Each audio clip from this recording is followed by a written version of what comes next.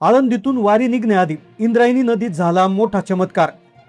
इंद्रायणी नदीत एक वारकरी आंघोळीला गेला होता। त्याचा तोल गेला, तो खोल पाण्यात बुडू लागला। पण त्यानंतर जो चमत्कार झाला त्याने संपूर्ण देश हादरला। होय, आपल्या लाडक्या वारकऱ्याला वाचवण्यासाठी साक्षात पांडुरंग प्रगट झाले। 20 लाख वारकऱ्यांनी उघड्या डोळ्यांनी साक्षात पांडुरंगाचं दर्शन घेतलं। एक चमत्कार ज्याची नोंद देशाच्या इतिहासात होणार। एक वारकरी जो पुराच्या पाण्यात वाहत चालला होता, पांडुरंगाला त्यांनी हाक मारली आणि चमत्कार झाला। आळंदीतली ही घटना संपूर्ण देशात व्हायरल झाली। काल आळंदीमधून पंढरपूरच्या वारीचं प्रस्थान व्हायचं होतं, पण त्यात एक मोठं संकट आलं एका वारकऱ्यावर, आणि त्या संकटातून बाहेर काढण्यासाठी स्वतः पांडुरंग आळंदीला आले। या घटनेला सुरुवातीला सगळ्यांनी हलक्यात घेतलं, पण जेव्हा व्हिडिओ व्हायरल झाला आणि व्हिडिओमध्ये एक अदृश्य हात दिसला, तेव्हा उघड्या डोळ्यांनी लोकांनी स्वतः पांडुरंगाला पाहिलं। गेल्या 1000 वर्षात देव कोणालाच दिसला नव्हता, पण या वारकऱ्याच्या मदतीला देव धावून आल्यानं दिसलाय। अतिशय अद्भुत चमत्काराची नोंद झाली आहे। काल आळंदीमधून मानाची वारी पंढरपूरला निघाली होती। तो वारकरी आंघोळीला गेला, पण प्रचंड पुराच्या पाण्यात वाहत जात होता। वाचण्याची शक्यता नव्हती आणि प्रचंड होतं। काही काळाच्या आत वारकरी दिसेनासा झाला, फक्त एक हात वर त्याचा दिसत होता। पण अचानक एक चमत्कार घडला आणि तो वारकरी कसा काय वाचला, हा चमत्कार एकदा पाहाच।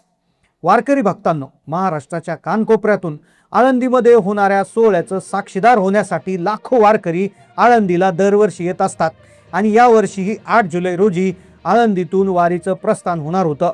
पण तेवढ्यात तिथे एक घटना घडली, ज्याने केवळ आळंदीच नाही तर संपूर्ण महाराष्ट्राला आश्चर्याचा धक्का बसला। ही केवळ एक बातमी नाहीये, तर हा एक असा चमत्कार आहे की ज्याची नोंद इतिहासात सुवर्णाक्षराने होणार, कारण की उघड्या डोळ्यांनी वारकऱ्यांनी तो चमत्कार पाहिला आहे, जो कुणी स्वप्नात देखील त्याचा विचार करू शकत नाही।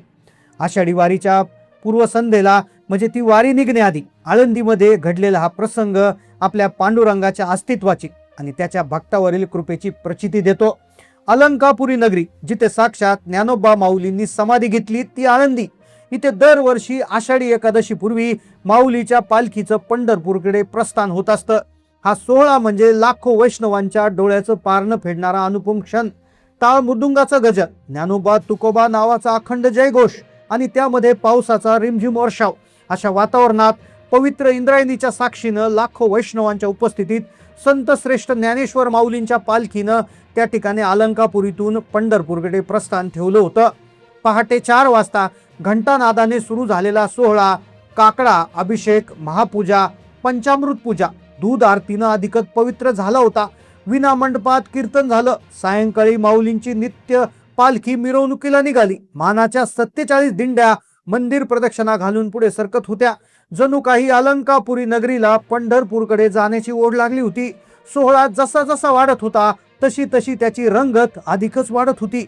भगवे ध्वज डोलाने डुलत होते आणि मंदिरातून बाहेर पडताच वारकऱ्यांनी एकच जल्लोष केला।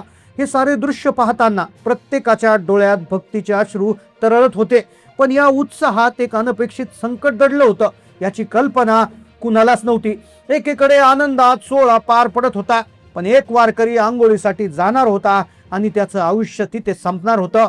पण अचानक एक अदृश्य हात त्याला वर खेचणार होता, आणि त्या हाताभोवती दिसणार होतं पांडुरंगाचं रूप, जे अख्खे वारकरी त्यांच्या उघड्या डोळ्यांनी पाहणार होत्या। खरं तर रात्रीपासूनच थोडाफार पावसाला सुरुवात झाल्यामुळे इंद्रायणी नदी दुथडी भरून वाहत होती। तिने धोक्याची पातळी ओलांडली होती। नदीचं पाणी घाटावर आलं होतं, सर्वत्र पाणीच पाणी। काही वारकरी या वाढलेल्या पाण्यातही पवित्र स्नानासाठी उतरलेले। इंद्रायणीचे दोन्ही काठ ज्ञानोबा तुकाराम मांच्या ग्रामघोषात मंत्रमुग्ध झालेले। याच वारकऱ्यांमध्ये एक साधा भोळा वारकरी, जो अनेक वर्षापासून वारी करत होता। त्याची विठ्ठलावर नितांत श्रद्धा। त्याची वारी म्हणजे त्याच्यासाठी हा केवळ प्रवास नव्हता, तर देवाशी एकरूप होण्याचं ते एक पवित्र माध्यम होतं। आता अशी नितांत श्रद्धा त्याच्यासाठी तो आंघोळ करण्यासाठी इंद्रायणीच्या पाण्यात उतरला। त्याला वाटलं पवित्र इंद्रायणी स्नान करून वारीला सुरुवात करावी, पण त्याला कल्पना नव्हती की आज त्याची श्रद्धा आणि पांडुरंगावरील त्याचं प्रेम याची परीक्षा होणार आहे। तो वारकरी पाण्यात उतरला खरा, पण पाण्याचा प्रवाह इतका प्रचंड होता की त्याला अंदाज आला नाही। हळूहळू तो घाटावून पायऱ्या उतरत उतरत खाली गेला। पायऱ्यांवर पाणी आलं होतं। काही लोक वरती 2 पायऱ्यांवरच आंघोळ करत होते, पण तो 2-3 पायऱ्या खाली गेला आणि पुढे जाताच पाण्याचा एक विशेष भोवरा समोर आला आणि त्या प्रवाहाबरोबर तो वाहू लागला. हळूहळू तो आता किनाऱ्यापासून मध्ये मध्ये जात होता. आता त्याला वाटलं की आपण जास्त लांब नाही होत. एक खांब होता लाईटीचा, त्या खांबालाही त्याने पकडण्याचा प्रयत्न केला, पण तो खांब हातातून निसटला आणि त्याला आता समजलं होतं की आपलं काही खरं नाही. क्षणातच तो पाण्याच्या प्रवाहाबरोबर अतिवेगानं वाहू लागला. वाचवा वाचवा असं त्याचं ओरडणं त्या पावसाच्या आवाजात आणि नामघोषात हरवून गेलं. इतर वारकऱ्यांनी त्याला पाहिलं, आरडाओरडा केला, त्याला वाचवण्यासाठी धावाधाव केली, पण इंद्रायणीचा रौद्र अवतार पाहून कोणाचीच पुढे जाण्याची हिंमत झाली नाही. तो पाण्याच्या प्रवाहाबरोबर वेगानं वाहत दूरवर गेला. वाचण्याची कोणतीही शक्यता दिसत नव्हती. एका निष्ठावान वारकऱ्याचा जीव डोळ्यासमोर जात होता. वातावरणामध्ये भीतीचं सावट पसरलं होतं. हा वारकरी आता वाचणार नाही अशी भीती सर्वांच्या मनात दाटली होती. पण म्हणतात ना, देव भक्ताच्या पाठीशी उभा राहतो, आणि आळंदीमध्ये तर अशा चमत्कारांची हजारो वर्षांची परंपरा आहे. ज्ञानोबा माऊलींच्या मंदिराचा कळस जेव्हा हलतो तेव्हा वारीचं प्रस्थान होतं. ही परंपरा, हा अद्भुत चमत्कार आळंदीमध्ये अनेक वर्षापासून होतोय. तर हा संकेत नव्हे तर माऊलीच्या अस्तित्वाची प्रचिती आहे. पण मग काल आळंदीमध्ये एक दुसरा चमत्कार इंद्रायणीच्या नदीत घडणार होता. तो वारकरी पाण्यात खोल गर्तेत बुडणार होता तेव्हा त्याच्या डोळ्यासमोर मृत्यू स्पष्ट दिसत होता. एका क्षणात त्याच्या डोळ्यासमोर त्याची पत्नी आणि मुलांचे चेहरे आले. आता त्याने डोळे मिटून घेतले होते. त्याला समजलं होतं आता आपलं काहीच खरं नाही. पण अचानक एक अदृश्य आधार त्याला मिळाला. होय, तुम्ही बरोबर ऐकले. असे म्हणतात की साक्षात पांडुरंगाने अवतार घेतला आणि त्या वाहून जाणाऱ्या वारकऱ्याला आधार दिला. ज्या क्षणी वाचण्याची कोणती आशा नव्हती, पाण्याचा प्रचंड वेग, पाण्याची प्रचंड खोली, अशा गोष्टीत झाडेची झाडे वाहून जातात, जड वस्तू वाहून जातात, पण तिथे एक क्षुल्लक व्यक्ती तो कसा त्या ठिकाणी वर आला यामध्ये आता आश्चर्य व्यक्त होत आहे. त्याला कोणती आशा नव्हती. त्या क्षणी एका अदृश्य हातानं त्याला पाण्याबाहेर ढकललं. लोकांच्या डोळ्यावर विश्वास बसेना. पाण्यातून तो वारकरी दिसू लागला, जो काही क्षणापूर्वी बुडलेला होता, तो काही क्षणापूर्वी दिसेनासा झाला होता. तो वारकरी पाण्यावर एखाद्या फुग्यासारखा तरंगू लागला. ही केवळ दैविक कृपाच होती. ही केवळ पांडुरंगाची किमया होती, ज्यामुळे तो वारकरी मृत्यूच्या दाढेतून बाहेर आला. होय, तुम्ही बरोबर ऐकताय. असे म्हणतात की साक्षात पांडुरंगानं अवतार घेतला आणि त्या वाहून जाणाऱ्या वारकऱ्याला आधार दिला. ज्या क्षणी कोणती आशा नसती, सगळं संपलं होतं, त्या वारकऱ्याला वाटत होतं त्यावेळेस अक्षरशः देवानं अदृश्य हातानं त्याला वर ढकललं. लोकांचा विश्वास बसला नाही. तो वारकरी दिसू लागला. क्षणार्धात एनडीआरएफच्या जवानांनी कोणताही विचार न करता, जीवाची पर्वा न करता इंद्रायणीच्या धोकादायक पुरात उडी घेतली. हा प्रसंग अंगावर काटा आणणार होता. पाण्याचा प्रचंड वेग, अंधार, जीवाची बाजी लावून जवान वारकऱ्याकडे धावले. एका क्षणात त्यांनी पकडलं, सुखरूप बाहेर काढलं. हा थरार प्रत्यक्ष पाहणाऱ्याच्या डोळ्यात अश्रू तरळलं. एका निष्ठावान वारकऱ्याला नवं जीवन मिळालं. हे केवळ देवाच्या कृपेने शक्य झालं.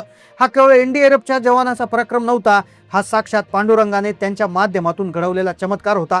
कारण की इतक्या भीषण पुरात वाचण्याची कोणतीही शक्यता नसताना तो वारकरी दिसला, हेच एक मोठं गुढ होतं. ज्या क्षणी तो दिसेनाशी झाला होता, त्याचं पुन्हा दिसणं हे पांडुरंगाच्या कृपेशिवाय शक्य होतं. ज्या ठिकाणी अनेक जण बुडू शकतात, तिथे केवळ दैवी शक्तीच्या हस्तक्षेपामुळे तो वारकरी जिवंत आला, त्याचं जीवन परत मिळालं. हे केवळ देवाचे आशीर्वादच म्हणावं लागेल. होय, या थरारक बचाव कार्यात एनडीआरएफच्या टीमने अतुलनीय धैर्य दाखवलं. त्यांनी आपले प्राण धोक्यात घालून वारकऱ्याचा जीव वाचवला. त्यांच्या या कार्याला कोटी कोटी प्रणाम. पण आपण याच वेळी हेही विसरू नये की ज्या क्षणी वारकरी पाण्यात बुडला होता, त्याचं दिसणं अशक्य झालं होतं, पण पांडुरंगाच्या कृपेने त्याला हात दिला आणि तो वर ढकलला गेला.